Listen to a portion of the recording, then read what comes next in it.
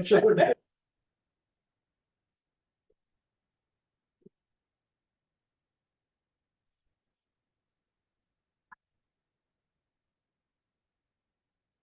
there something else you want me to do about it now, Karen, before we get any further? Yeah, we're gonna share the screen, so the share screen button down there. Okay. Maybe it's an option button, so actually close that. We just wanna enable Lisa to be able to share her screen, so maybe in the more section. Oh, it's on for her to be able to now anyway. I looks it. Oh, There she is. Yes.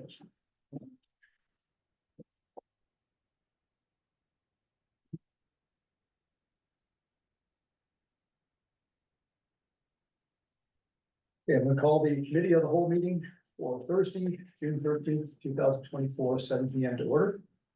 Before we begin our meeting, I'd like to acknowledge that Stewiacke is Mi'kmaq, the ancestral and unceded territory of the Mi'kmaq people. Welcome for those in the gallery and on Zoom. Good evening, Lisa. I'm looking for approval or change to the agenda, please. Okay, like one. Can we add a hiring committee update or?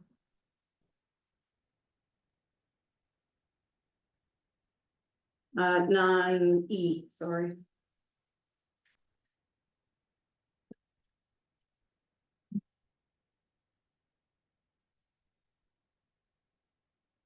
Okay. Any other changes? With that, there's a motion, please. I'll make a motion that we accept the agenda for our committee of the whole session for Thursday, June the 13th as amended. Moved by Councilor Osborne, seconder, please. Second by Councilor Freeman. Discussion on motion. Questions? There's my call. All in favor? Opposed? So moved. Looking for disclosure of interest on agenda items. There are none. You have no approval for minutes. There are no announcements. So we're moving to range of 7A and we're joined tonight by Lisa Walters and presenting the community transportation file report, Common Good Solutions. So good evening, Lisa. And Aaron, are you going to be called? she's gonna lead it, and if there's any questions that she needs help with, I'll just pop in. Can you hear us okay, Lisa? Just Yeah, I'm just.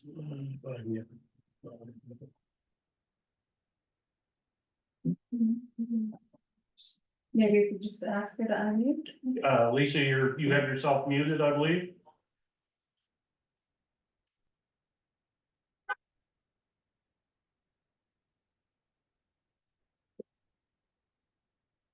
Here, us, we can't hear them. There we go. she is. There we go. Thank you. Sorry. Well, good evening and welcome. Thank you very much. You should be seeing a slide indicating this is a final presentation for the town of Stewiacke. We do. Great.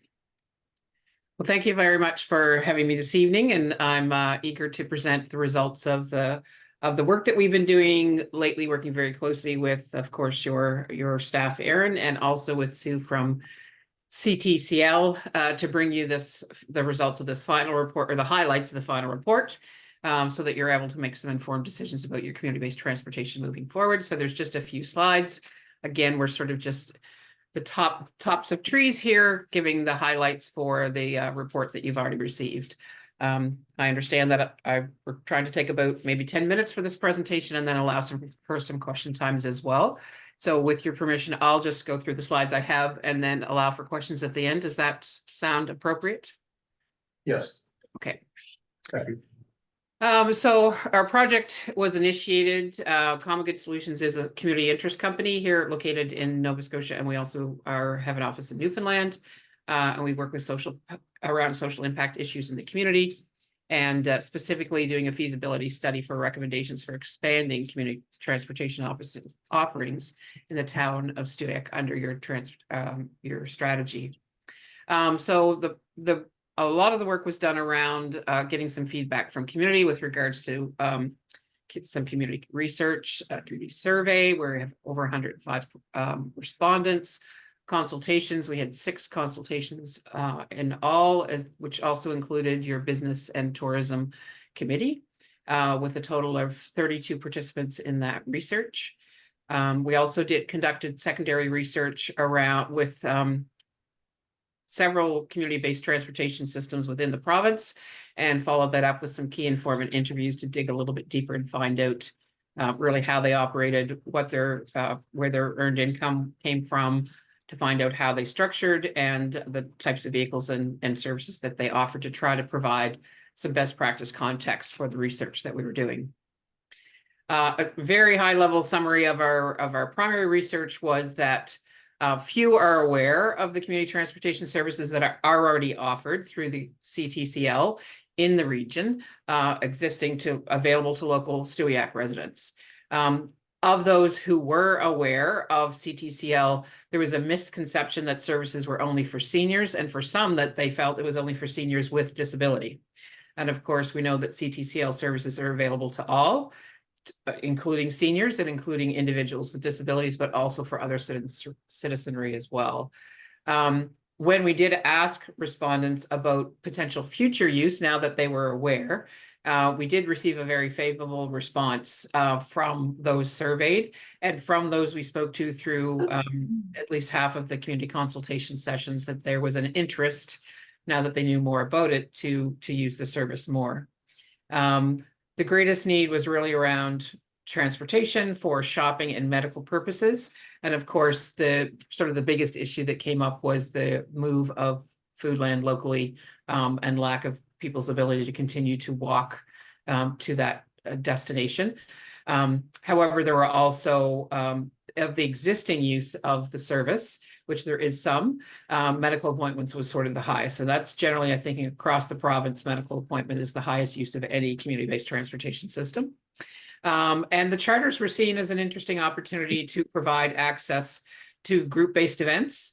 And there's quite a bit of discussion in some of our community consultations with regards to the ability to use the service to do specialized sort of events. Christmas shopping was mentioned, but there was also some indication about people not realizing that events and festivals and maybe even nonprofit organizations could use the services of the charter more. And that there was some interesting discussions we got into our last community consultation around the fact that perhaps sometimes there are wet events that are happening in community, and use of the CTCL charter might be an interesting way for people to safely travel to and from events that involved alcohol consumption. Secondary research, we really found consistency across the province. The dial-a-ride programs, of course, are subsidized by the Nova Scotia Community Transportation Assistance Programs. Charters are not. Charters are not covered under subsidy, but in almost every case, charters were where the majority of earned income came from. Services are commonly supplemented by municipal units that are covered within community-based transportation regions. And federal funding is commonly used to purchase vehicles, notably with a program that's has already ended, that the last vehicles will be delivered in March of this fiscal.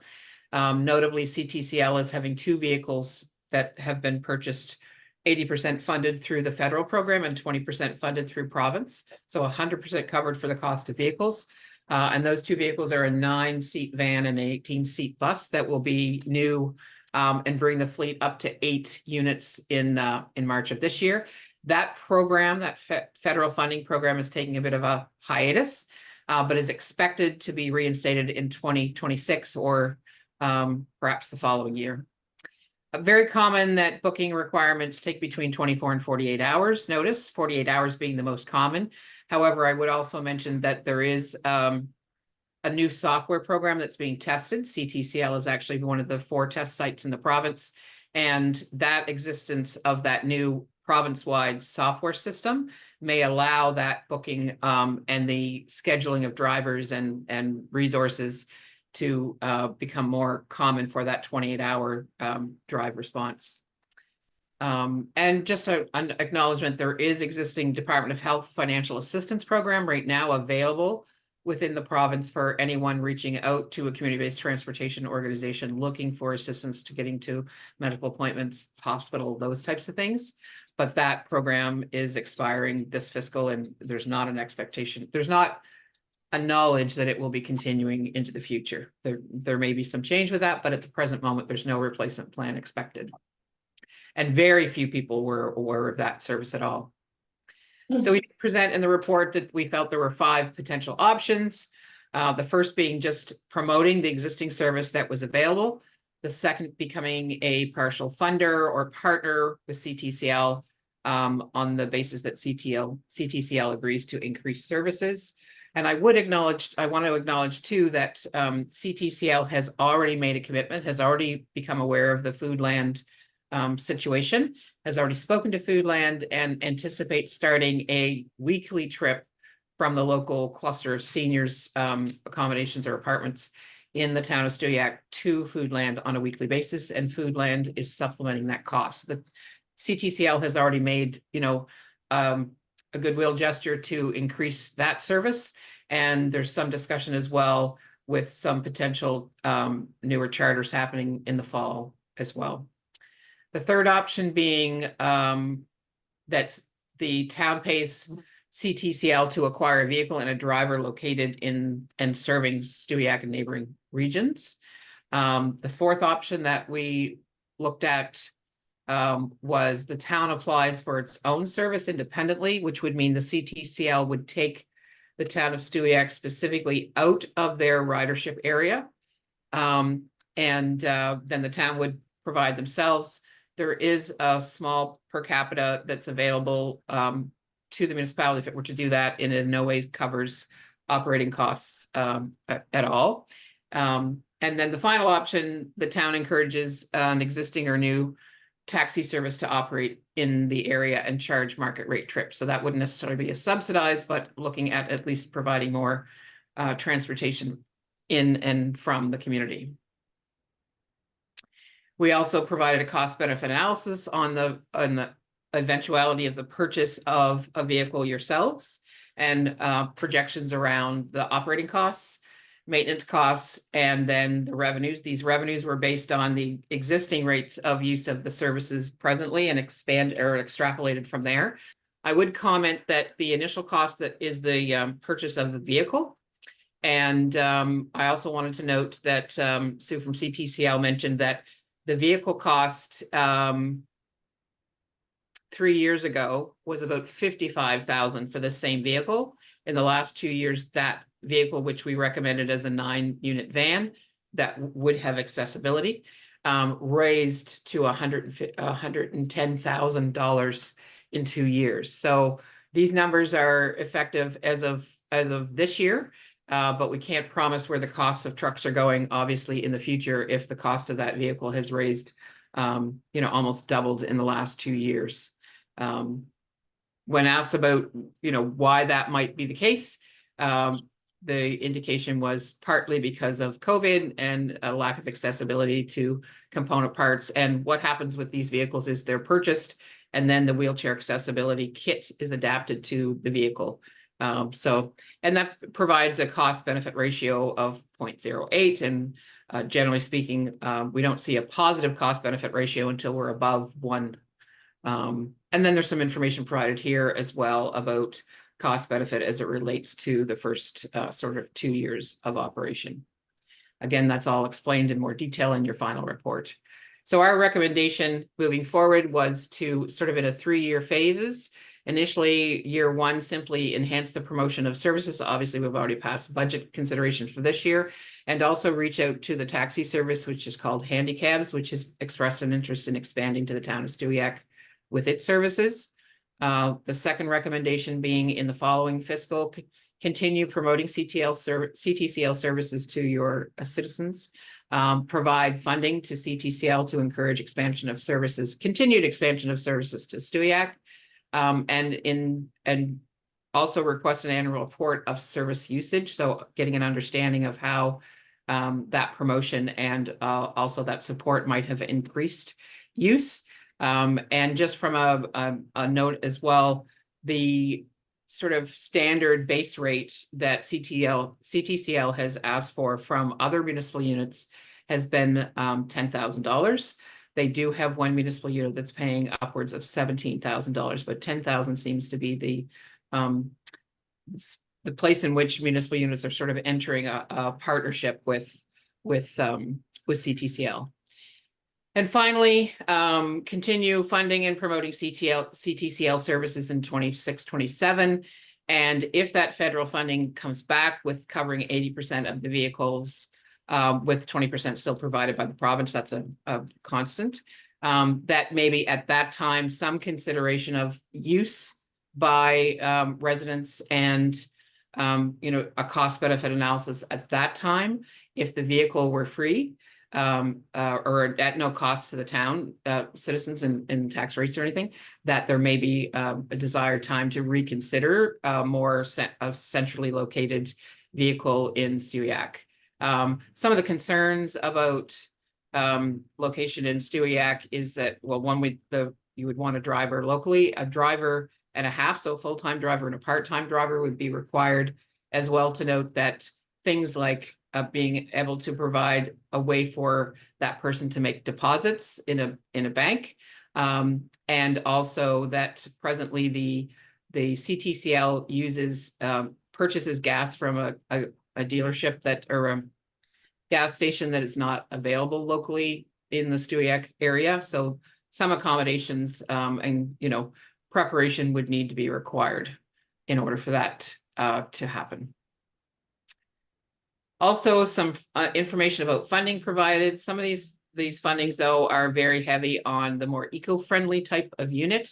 If you were looking at, if down the road a couple of years you were looking at your own vehicle, right now the difference, so we've noted that the 9-person van, presently a regular van that runs on gasoline, is about $110,000. That same vehicle that might be more energy efficient and run on alternate energy costs about $375,000. And also then, of course, you'd need to have charging stations and that type of thing.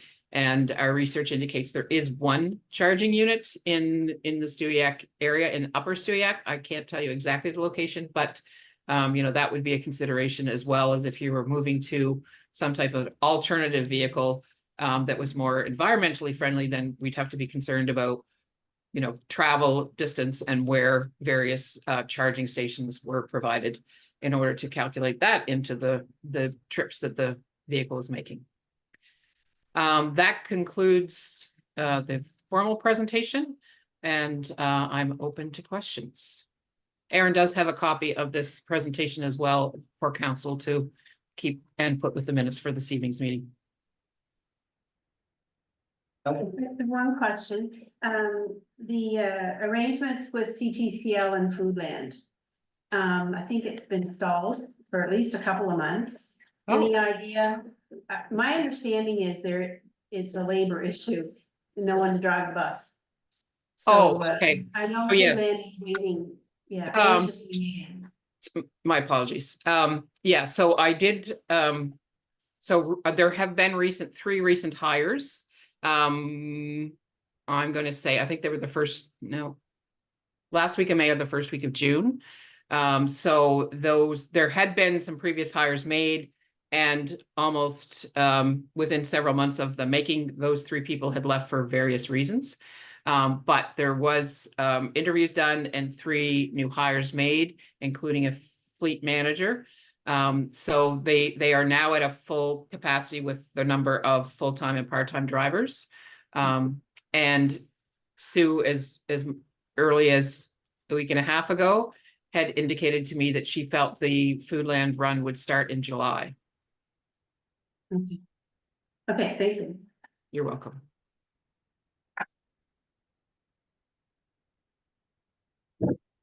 Any other questions, council? Or comments on the presentation? Just a question, you had said that the only charging station was in Upper Stewiacke. What are the charging stations that are at the Petrocam here in Stewiacke? Are they in the town? Are they only for cars? Is that why you wouldn't be able to use those? That was just research we actually did today, and that was all we could find on the alternative energy map that we used. So it might not be the most current information. Okay. But we did at the last moment, we did want to sort of take a look at that. So it may be that the information we found was a bit outdated. Okay, thanks.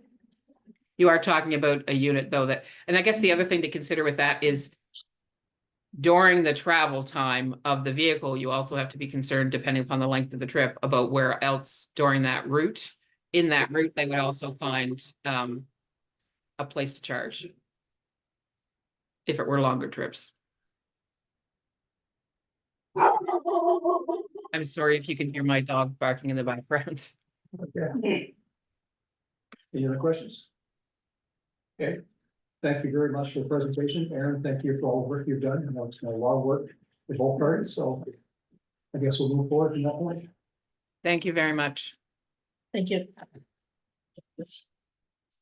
Thank you, Aaron. Thank you for all the work in that. We have no written petitions and correspondence. We're moving to 9A, and that's request for decision and start playground. Back here. Yes, so in our capital budget for this year, we had slotted Dennis Park renovations or upgrades for 150,000. I put an RFP out last month for a climbing structure, a shade structure, and a shade structure. A mud kitchen with the shade structure, and we received 2 bids. We received a bid from Cobble Pit Trail Consulting, and we did absolute pressure welding as well. I have a recommendation that we would move forward with option 3 in your package submitted by Cobble Pit Trail Consulting Limited. My reasoning with this is that they are the company that's installed these mud kitchens, these climbing features throughout the province for the past 20 years. They've done trails as well, and we've worked with them in the past, and we know them to be a great company to deal with. And I felt as reviewing this, absolute pressure welding has not done any playgrounds before. This is their first crack at it. And their submission in their tender package was a little bit choppy. It was kind of pick your best options, which I didn't find as uniform if we were going to install their suggestions into Dennis Park. We did apply for funding, and we cannot announce who the funder is, but we did receive some funds to go towards this at this time. And $20,000.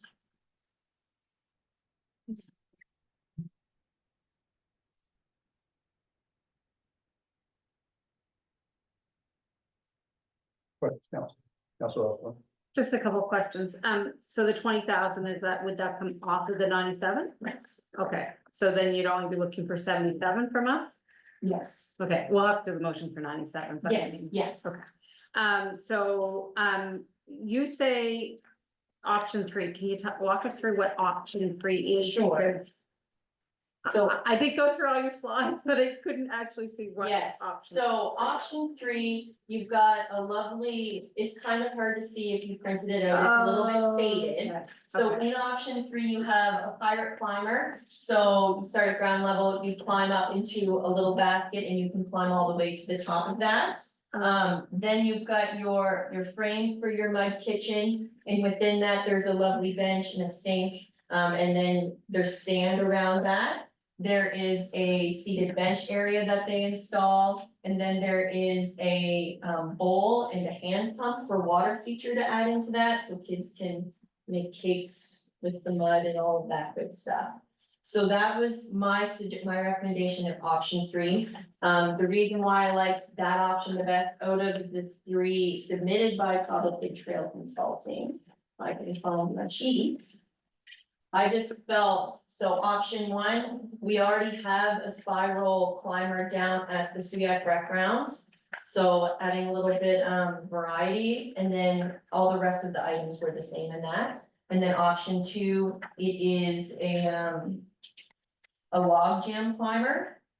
It doesn't give as much height, not as much safe risk, which is what we try to promote on the recreation fields. So it gives a little bit more challenge for the older children as well in young use. Is there an age range on the playground equipment like there was in schools? Not with natural.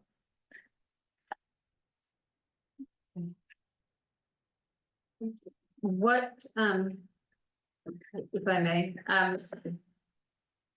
do you have the difference allocated like, we allocated 150. Yes. You're gonna have, a surplus of probably roughly around 73. Well, half of it, actually, which is wonderful. Do you have any ideas for that? I've learned that there are a lot of hiccups that happen during construction. So just safely under budgeting, but obviously it'll come to council should we go through seamlessly and have that extra allocation and then it'll be the best decision. Any word on the infant swings and what is the lifespan of these? The climbers, Yeah, so the pirate climber suggested it is metal. okay, So it's got a long lifespan, it'll be the rope that goes first, and that's about 10 years. We Okay. do inspections every year. And then the frame for the kitchen, there is a roof installed on that. So it's just like a shed would be, we'll pressure treat and then put epoxy on the outside. Mhm.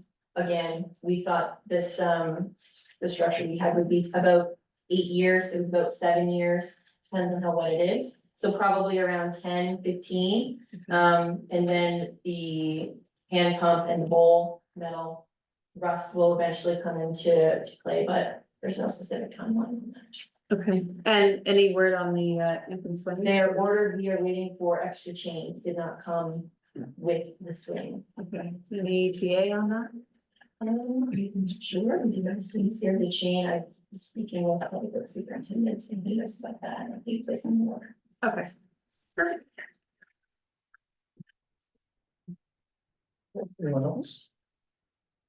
Okay, with that, can I have a motion, please? I'll make the motion, let's do it, town council. I make a motion that we award the dentist. This is worded wrong, because we need to recommend to council. Yes, just insert that right. Yeah. Council. Yeah. I'll make a motion that we recommend to Stewiacke Town Council that we award the Dennis Park Playground project to Cobblepit Trail Consulting Limited, option 3 in the amount of $97,064 plus HST. Move with amendment by Councillor Osborne, seconded please. Second. Second by Councillor Lane. Discussion on the motion. Question. Question has been called. All in favor? Opposed? So moved. Number C, policy development. That's all to me. We're on B. Oh, did I miss something here? Imagine that. Sorry. Just a question. Your feature voice. Number B, sorry, folks. Amendment to commercial development. Thank you, Mayor. May 23rd, town council passed second reading of amendments to the MPS. Create special commercial C3 zone. Same time, you also amended the land use bylaw rezone property 12 Main Street East to C3. The owner of the property is also requesting council to include the property in the commercial development district. And the recommendation is to so add that there, this will allow the building to be converted to a cafe under the conditions of the C3 zone in the LUB. This amendment then allows the increase the portion of the taxes that would be attributable to the increase from the residential that is there now to the commercial would be phased in over the 10-year period, similar to what other ones are. So at a minimum, they must continue to pay the taxes they would have if it remained residential with the structure that was there. So just for clarity, some people sometimes think it's just they're only paying 10% of taxes. No, it's 10% of the increase. And then 20 and 30, it goes up each year. So this bylaw requires resolution, only requires resolution of council to amend the district. It doesn't require first or second reading as it would in an LUB amendment.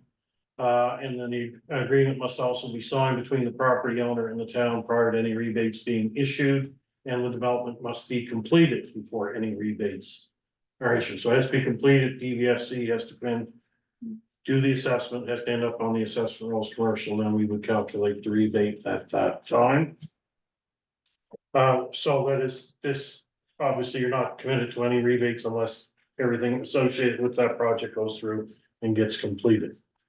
So your options are to either accept or reject the recommendation, as presented.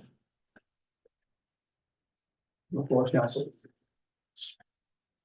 So, with the resolution, then it can just be approved and does it have to?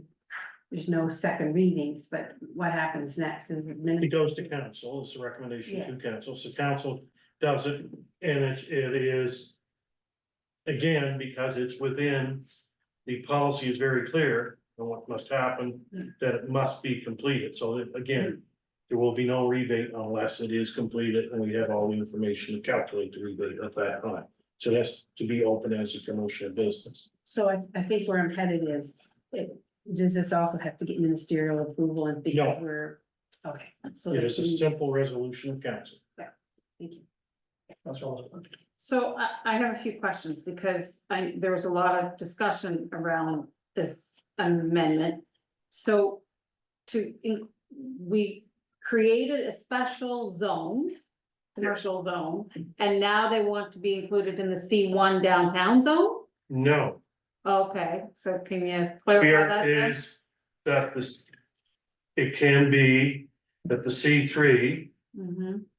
it applies to a commercial zone, doesn't have to be the C1. That you can have a commercial district, define the commercial district to include any properties. Zone the C1, C2, or C3. If it's by resolution of council, and so we're writing that the one property that has been. Rezoned to C3 or will be once we proclaim it finishes its review by the province. Then we would designate, it would become designated as part of the CDD, commercial development district. But right now, isn't that just downtown C1? No, It isn't? no, it's R1 right now, or R2. No, not this property, I'm talking about the downtown C1 zone, like what's downtown district The included right now? CBD is Perry Lake as well, right? Yeah, so there's District. Okay. C1, there's specific properties Right. are C1, Right, existing commercial properties in the downtown. right, okay, And say that was not an existing commercial property, okay, so it was in the R zone. The R2 zone. We yeah, create in the future use, in the MPS is a future use designation, that it may be C3. As individual property owners apply to rezone to become C3, yeah. it's limited in that Yeah. area. And I understand about the 12 meetings, that Yeah. what I'm asking specifically about is where is the commercial development district? Is it just downtown? Is no. it downtown and Perry Lake? Is It- it like it- in 3 it or 4 is- different locations? Where is it? It's all of the C zones, Okay, anything in zone C currently would qualify, so highway, any undeveloped commercial. Highway commercial, whether it's this side of the highway, the other side of the highways, okay, we've talked with Garden Gate before, if it went commercial as opposed to residential, it would be. Part of the C. so whatever zone commercial. Yes, Okay, Can I just add one thing, maybe just for clarification? When we first approved the bylaw, it was more restricted area. And then the second time, when we reviewed it, we made it to be all commercial. And I was just looking at it. I think it's on request of it, like a C3, a one-off, they have to apply, the council has to approve them to be included in by this resolution. So that was gonna be my question, if we approve this C3 to be part of CDD, we're not saying all future C3 zones. Or are we, would they have to, I mean, I know No. we're setting a precedent, but would each, because there's only one One. C3 zone property. If someone there wants to start a business in a new C3 property, they it would have would to come apply? before council. Okay. again. Similar, I mean, I think it happened with Avalone was as well, they had to come make it specific. Asked to be specific included by resolution, which I believe was what happened there, so. that's actually what I had written down. What about other properties like Avalon? Yeah. Retreat, are they included in Yes. this CDD already? Yes, Okay. Okay. All right, I wasn't sure where the district was, because I remember it being very restrictive. yeah, in the beginning, I believe it was. Yeah, yeah, when we updated the bylaw, I think there's, should be a new map within the bylaw and it's a bigger, it's commercial district.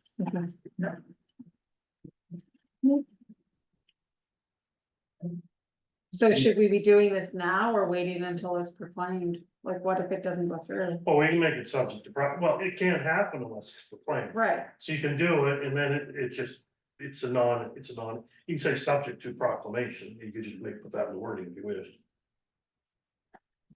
I think, right, I think it is in there. it may actually be in there. I think It doesn't do the last Yes, one. Yes, Okay. yes, right, once has been proclaimed on the town website. You started the motion.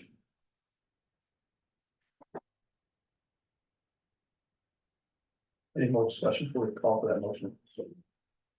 I'll make the motion that the committee of the whole recommended to town council to add property at 12 Main Street East to the commercial development district for the purposes of the commercial development district improvement bylaw. Once the rezoning of the property to C3 has been proclaimed on the town website. Okay, moved by Councilor Osborne, seconded by Councilor Freeman, discussion on the motion. Question. That has been called, all in favor? Opposed? So moved. Now we're gonna see. Positive development, and I'd ask that you put on the agenda. Been speaking with Mr. Madison. Discussed this, I guess, for a number of weeks. Going in circles, so.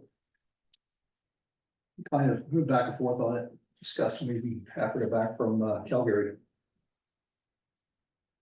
The town needs to determine the water capacity. We do not know. We've been chasing this and Kevin, sorry, Mr. Matson has been diligent with WSP. Very diligent, not getting answers since I've been in this chair, and I believe with planning development. We don't know. We're already seeing signs of stress on the this year for the water system. I think Jeff reported in May. And some ebbs and flows, and that's early. This is May, it's not been that hot. Haven't seen that before, as I understand. So that's concerning. I think it's due diligence of the council that we act to protect the town. This has been going on before my time, I assume it's your time. Hi, council. Looking for a moratorium. We talked with Mr. Madison for a pause on issuing building permits that are not in the queue, and I mean by that, anything that's not been brought forward at this point. It's future action. And looking for recommendation to staff to prepare a report to bring forward to council on the 27th. There's 5 components. When myself, Deputy Mayor and Councillor Osborne were in Calgary, we've seen a catastrophic failure with aging water and I understand development, but our job is not to deal with speculative investments, it's to protect the town and the residents and the taxpayers, which we all are. So I'm very concerned by it.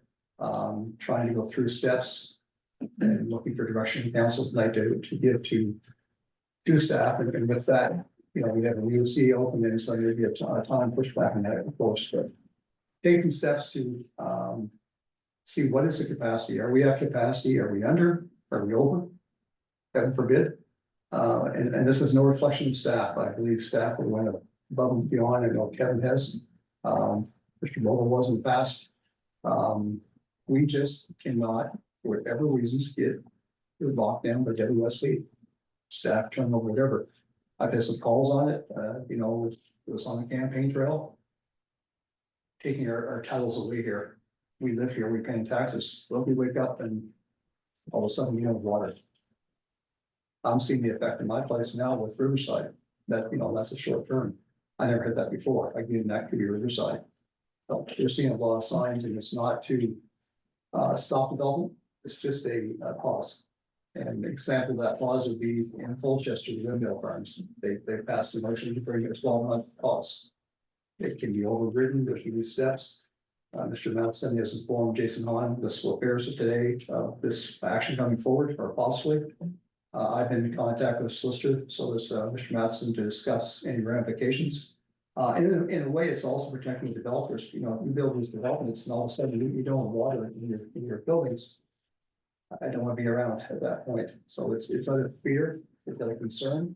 And I really feel it's diligent for us to take at least a step forward. And if we have something back that tells us different, that's okay too, but at least we're taking some proactive steps. We bring to the council for, discussion, for direction, and then go forward from there. The table's open. What would be the approximate timeline that we'd be looking at? We talk, possibly a 6 month timeframe, given, if it's going, you don't really know how that can be. There's a talk of, well, that might be quite extended, this might move some motion quickly. This may be some actions. I've had my phone's already rang today. With people, I had a chance to get back to that person, 2 people actually.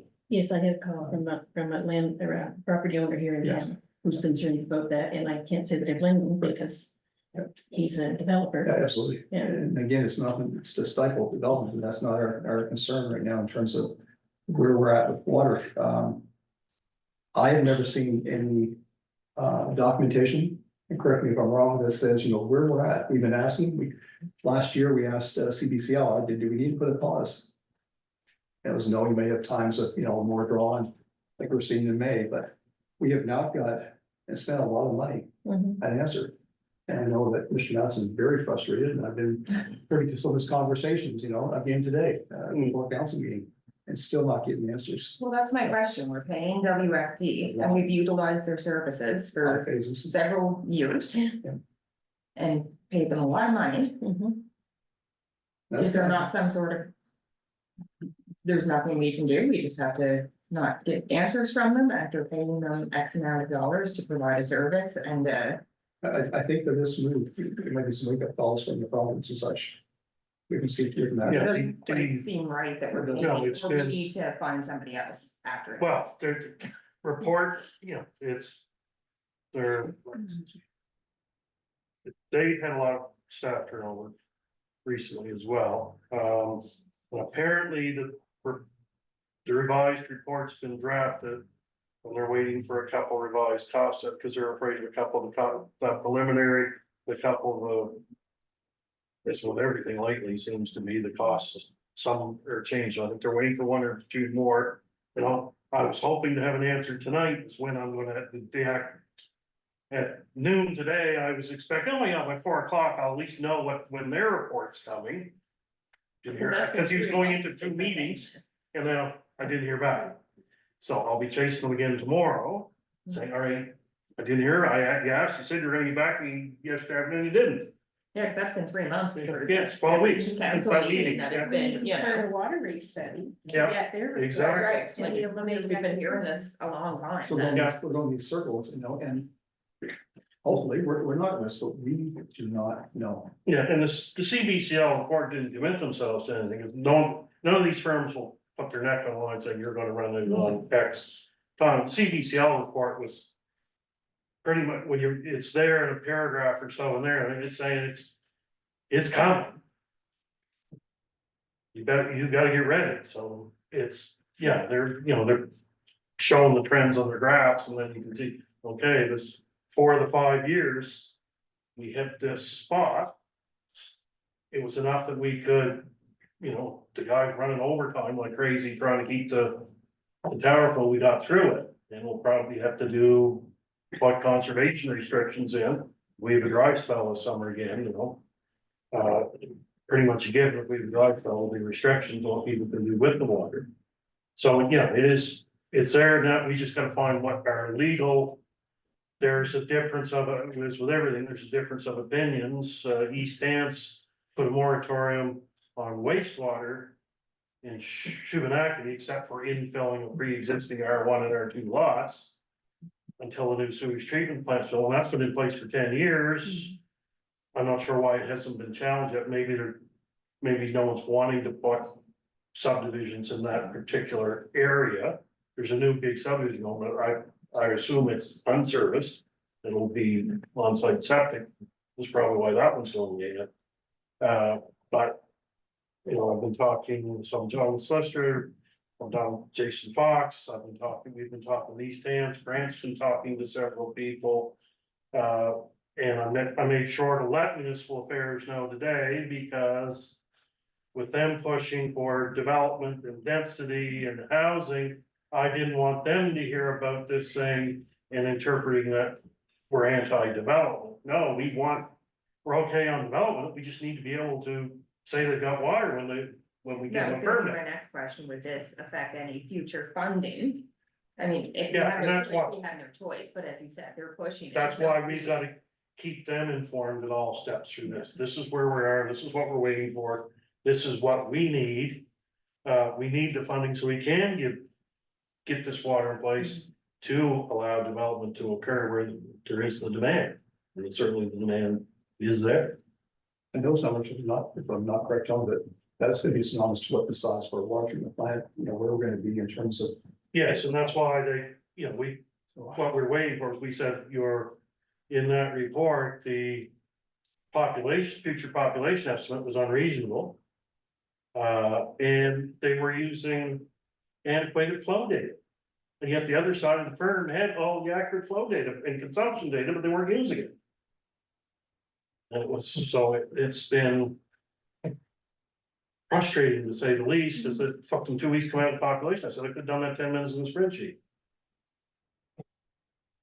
that's right. Just a couple of, I guess, statements more than anything. I know we talk about the downloading of, you know, that the province wants density, the province wants planning, and it was another theme from the FCM conference was about funding and the downloading. Every municipality across this country is experiencing the same thing, doesn't matter if it's small or large. And so there was a lot of discussion regarding funding coming from the federal government and the provincial governments respectively. But I too am very concerned about turning on the taps and not having water.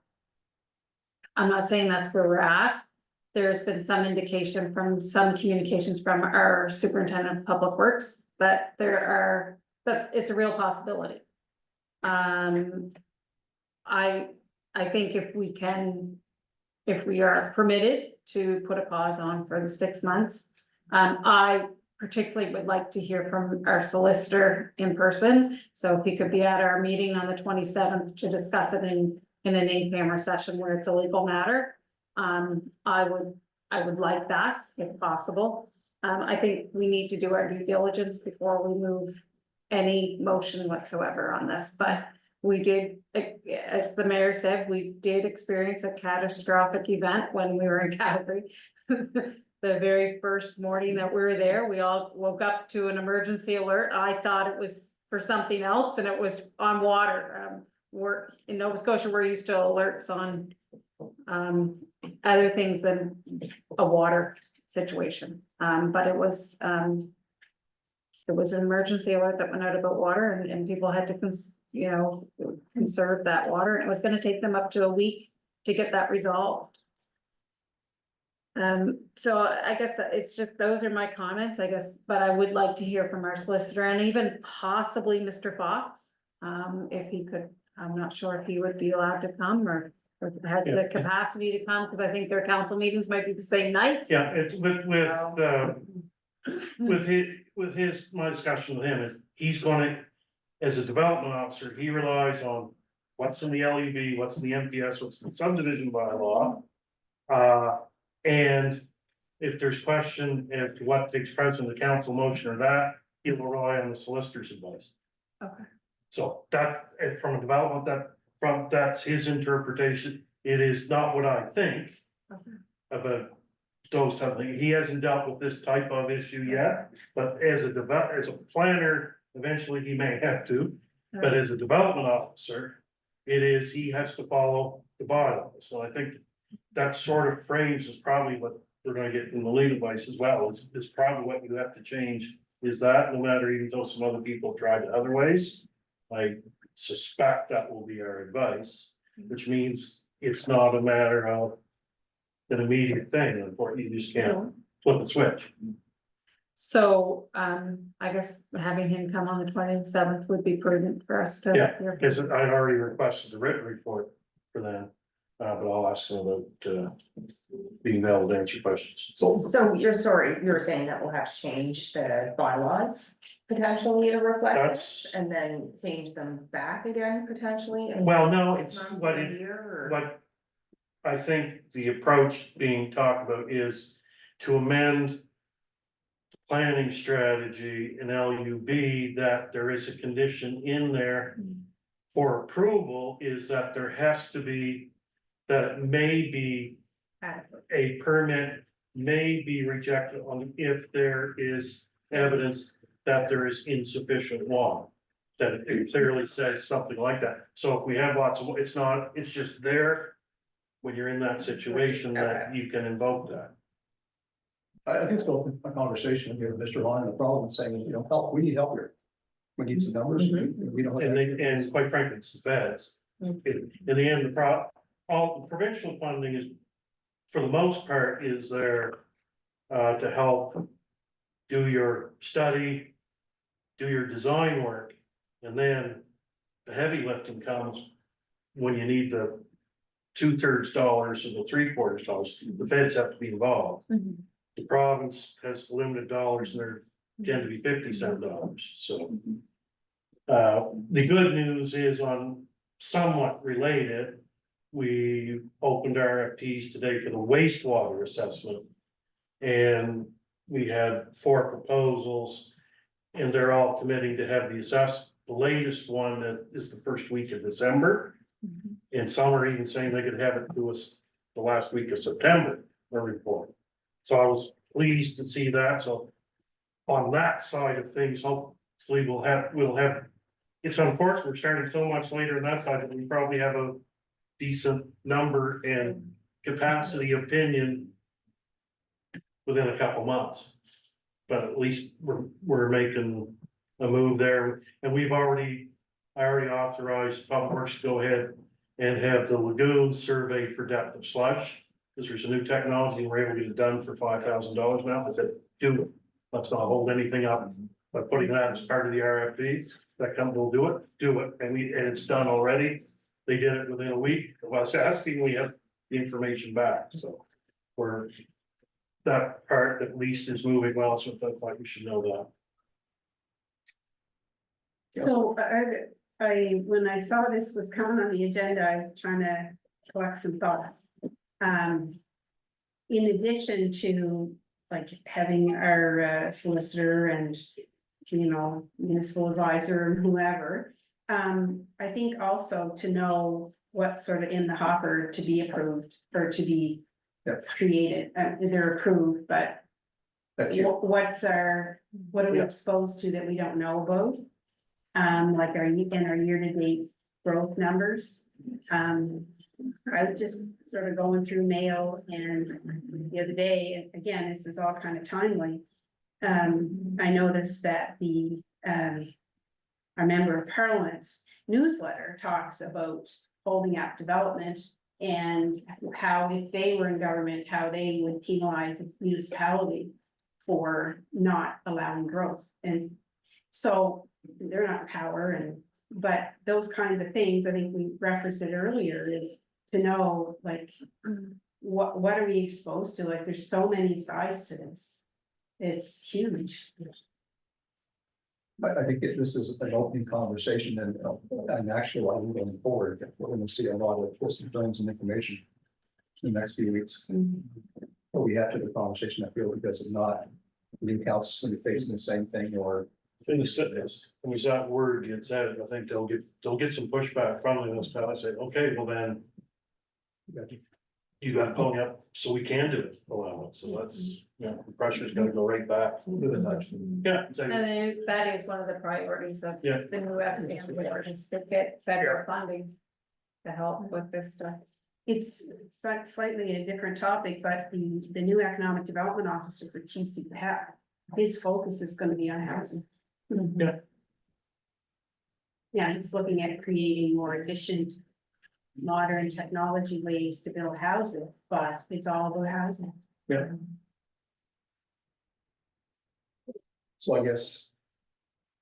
Where do we go? We do a recommendation to staff, bring back, or do we take it to? We'll bring it, you can make the motion you wish, but we're definitely bringing it back. So bring it back with the solicitor. Yes. Yeah. that's what I would, I mean, if you need a motion for that, I'll make a motion. Do we want on that? Well, probably best we do, and it's on there. Yeah, it's not right. So I'll make a recommendation to town council that we ask the town solicitor to attend our council meeting on June the 27th to discuss pause on development activity, where it's a legal requirement would have to be an in-camera session is my understanding. The legal advice portion of any discussion, yes. Are we also going to leave it at that, or do we also give direction to move on it to? Well, yeah, I would include just your request to staff report to come with it as well. Okay, in addition to a staff report regarding numbers that I'll use some of what Councilor Creelman asked about year-to-date growth numbers in the queue. And what the implications are of possibly pausing development between 6 and 12 months. Moved by Councilor Osborne, for a seconder, please. So I got some, so I think I'm going to Councilor Luke's second. Discussion of the motion. Question. Question has been called, all in favor. Opposed, so moved. Thank you, Councilor. Time on policy? Nothing? Oh, you doing? We're gonna do CAO report, 2 more. I'm really hitting 100% tonight. You were trying to set that record again, so. I think I'll try to get back to the hours we lost going back to that flight. Good Lord, sorry, my apologies, folks. C report. Mr. Matson. Yeah, so my report stands, just one thing I'll, just summarize this meeting, one thing I want to add, there's a lot, because we're coming into the summer session. There's an overwhelming number of meeting requests trying to come through that we're gonna have to try to schedule in. We have Police Advisory Board wanting to have a meeting saying that is PAC.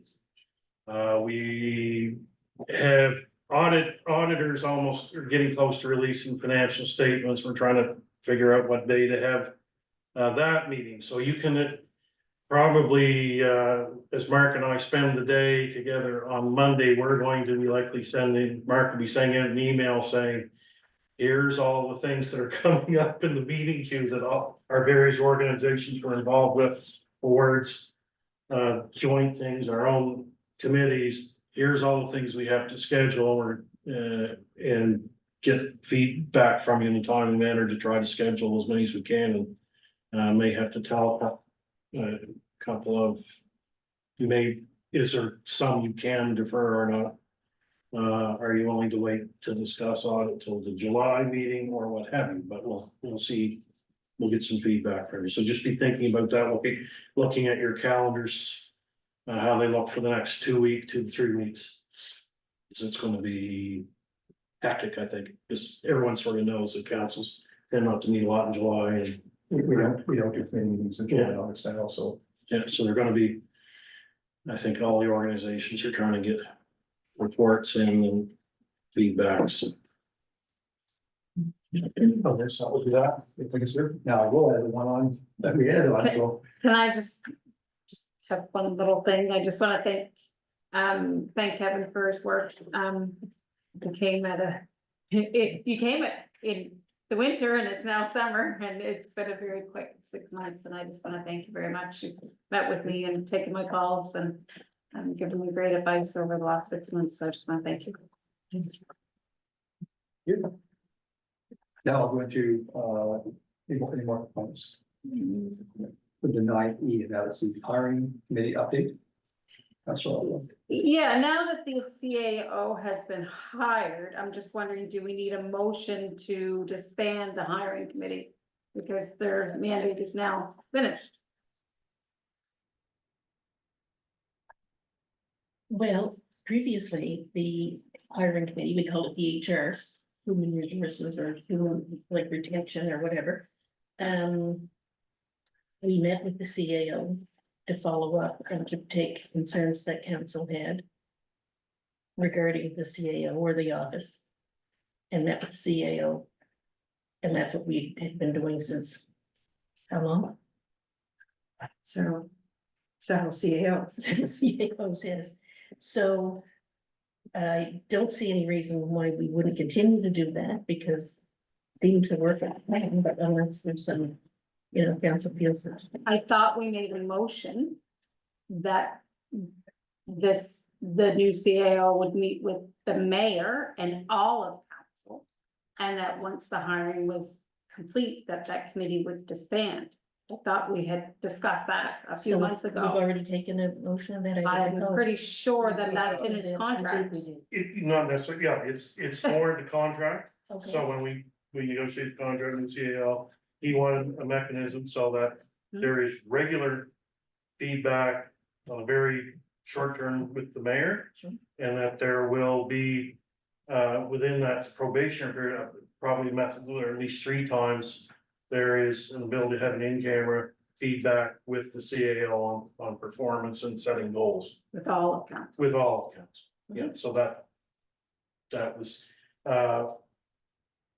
yeah, it's better that, it works better if the feedback comes from the larger group. Okay. I think if I recall, each time we had a CAO, we were, I think, approved at council to continue to work with the CAO. And this most recent hire, as Mr. Matheson just said. The other thing, I think when we had our committee training sessions with Jason Hahn, our advisor, he indicated an ad hoc committee would dissolve when their work is done. I'm not so sure you actually need that. That was my understanding, unless you specifically want it in a committee.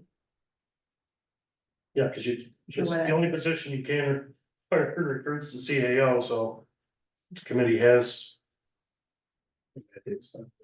no reason to exist until we get our CAO. So. We don't have to fire the That's some tax. Yeah, So we don't need a motion, then it's. I think it's dissolved on its It's own. soon to be dissolved, because it has no mandate to Okay, continue. perfect. Okay, looking down at my agenda. Bylaw policies, there's nothing on the agenda. Would you cover citizen comments? Please. There was something here. Oh, I'm sorry, can you open the gallery in a second after we do the citizen comments? No comments. It's that kind of night, you tell. So if there are people online, if you would use the chat function to put any questions or comments in. And we'll check here in the gallery, council chambers, and then we'll come back to check on the chat in a couple of minutes. Other people. Yeah, well, there's 5 participants.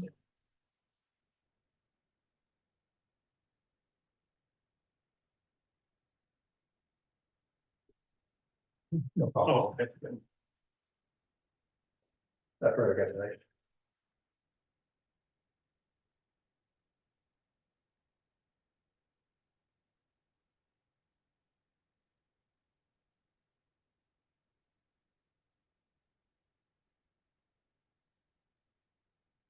If you give the attendees, does it show if anyone's typing?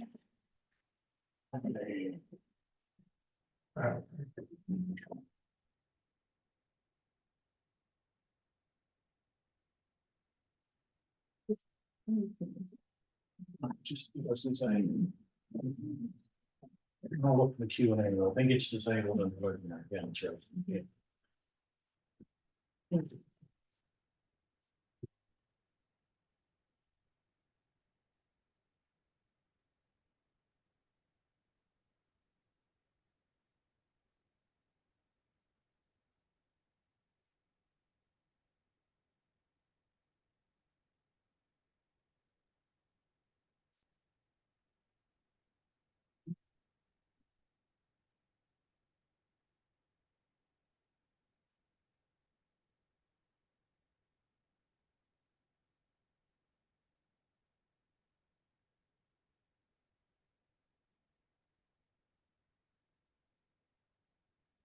Was, you can hear us that line. We can see it top there.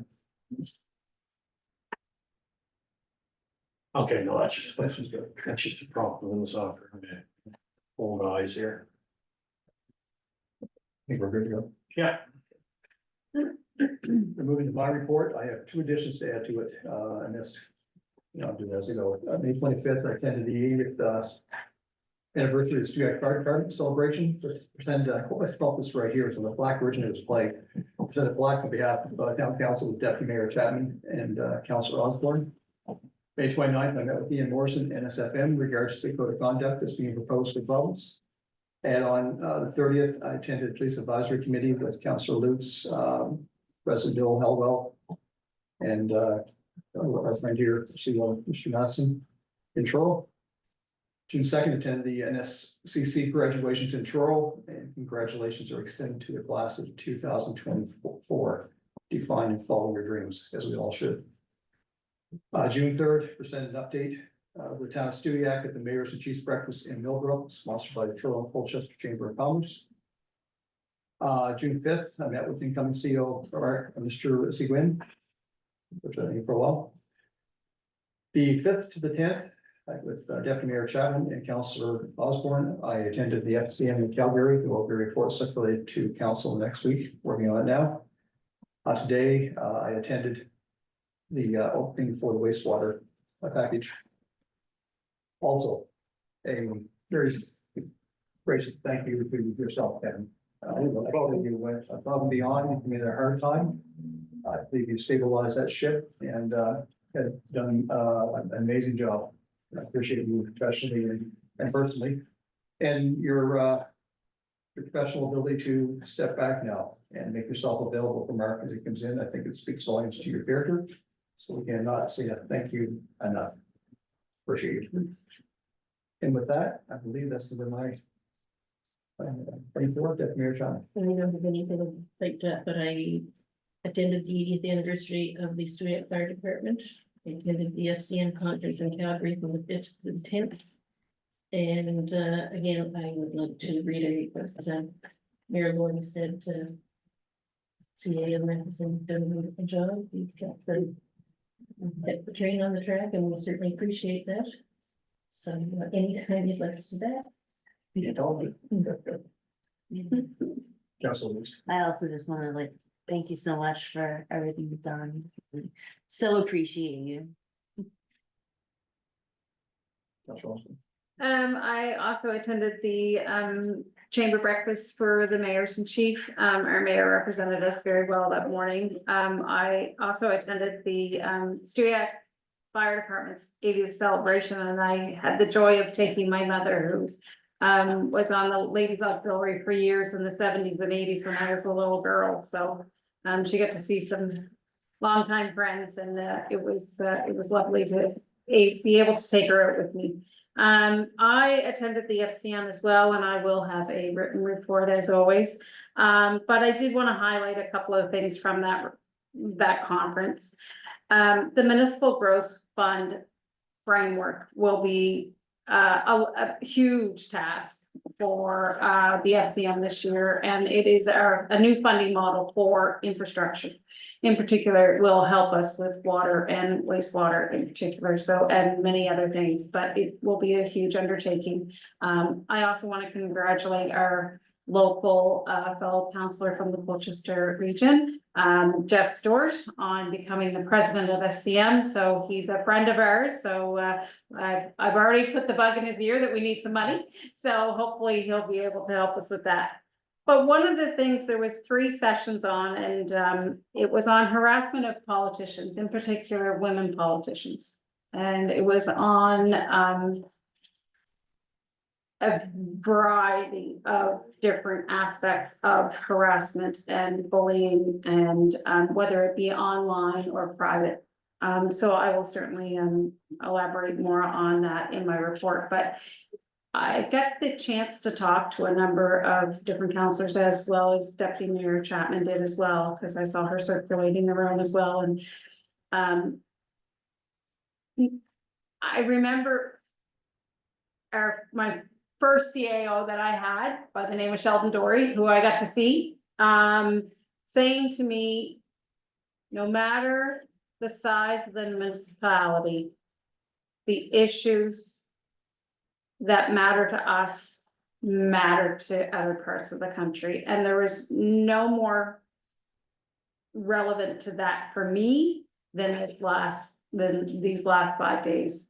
Talking to, people from coast to coast to coast.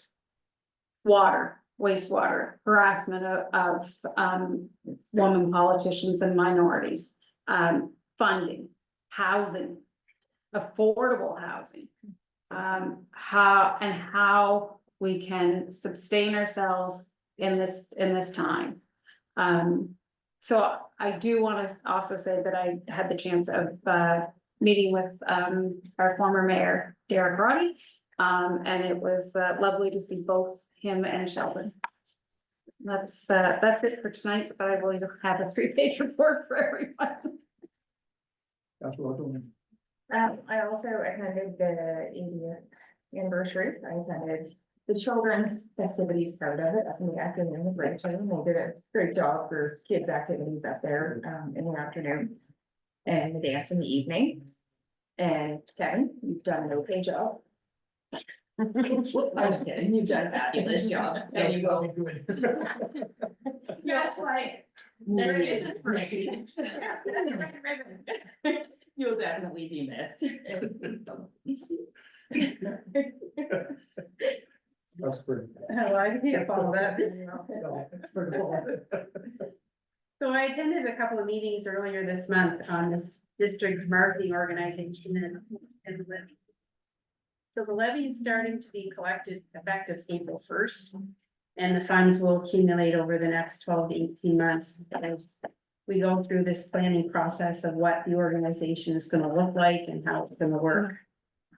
One of the sessions we had over at with the Toss, and it was well attended, so that was nice to have sessions around the region. I attended the public participation session June 6th, and unfortunately, there was no public. The business and tourism project, one of our little projects we've done each year is a map of the town and the amenities within the town. And we have some new ones updated and we'll be placing them in strategic locations around the town. And I also would like to thank Kevin. It's been a pleasure. And we've learned a lot and we thank you, or I thank you. And I just want to wish everybody a happy Rhubarb Festival weekend. And I'm gonna jump back in, I'll start small stuff. You advised me that we're twice a week, and it's good, again, thank you, I appreciate it. So I was going to write a memoir about my time in Stewiacke, Oh dear. but the lead in my pencil broke, Oh, good. and I decided it was pointless. In honor of Father's Day, there's my bad day. Not bad. It's okay. But anyway, thank you for the opportunity. Thank you for your patience as I tried to navigate and learn bylaws. I've learned more about planning and development than I ever learned in 40 other years For of my guys that career. didn't want to do anything. Yes.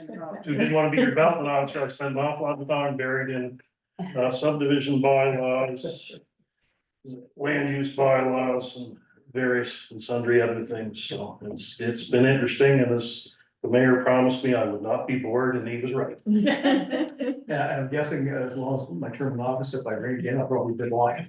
So, no, thank you. I appreciate it.